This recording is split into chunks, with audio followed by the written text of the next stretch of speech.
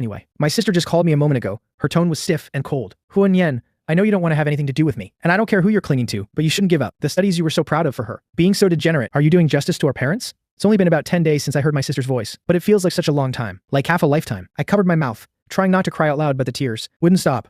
Sister, I miss you so much. On the other end of the phone, my sister grew impatient waiting and dropped another harsh sentence. If you keep acting like this, I really won't care about you anymore. She hung up the phone, but I cried for a long time. Dear diary, I think I'd better block my sister's number. Tomorrow, I'll go process my school withdrawal. The reporter noticed. President Huo looked a bit dazed. He paused for a moment, wiped the moisture from his own eyes, and turned to the next page. Dear diary, I moved. That original motel was $50 a night. It was too expensive. I ran around all day, searching the whole city. Finally, in a remote urban village in the south, I found a place. That only costs $30 a night. The room has 4 beds. A weird older man lives diagonally across from me. I looked at that girl gratefully. She sleeps in the bottom bunk. Her name is Xia Yang. She looked up and smiled at me. Don't worry, I've got your back. She is so nice. That night, I took my medicine and slept very peacefully. I had a dream. In it, Mom and Dad took me and my sister to Disneyland. Knowing that I love Iron Man, my sister went to wait in line for hours for me. When it was finally her turn, she called my name and pushed me in front of the guy in the Iron Man suit, finally getting to take a photo with my idol. I smiled so hard my eyes turned into crescents. Mom, Dad, and my sister were just a few steps away, watching me happily. But when I turned around after the photo, they had all disappeared. The clear blue sky suddenly turned pitch black. I was terrified, but no matter how hard I looked, I couldn't find them anywhere. I woke up with a start, covered in a cold sweat. Sister Xia Yang looked at me with concern. Are you okay? I shook my head. She asked me why I was living here.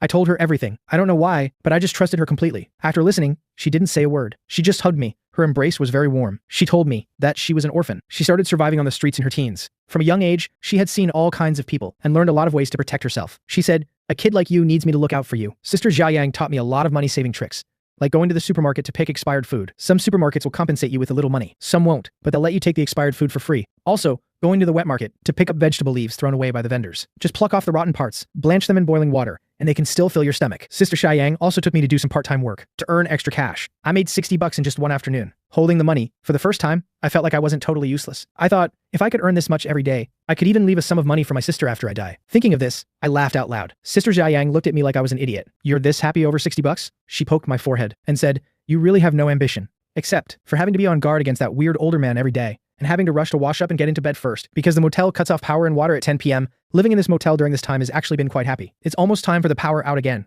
Good night. The reporter noticed that. When reading the part about the older man, even the aloof President Huo quietly clenched her fists. He thought, perhaps President Huo wasn't as disgusted by her brother as she appeared to be, but a moment later, he felt that maybe it was just his imagination. He turned to the next page and continued reading. Dear diary, I moved out because yesterday, Sister Xia Yang saw me coughing up blood. She obviously has no savings, but she still insisted on taking me to the doctor. I hadn't told her I was sick before. I only said I moved out because I had a falling out with my sister. But I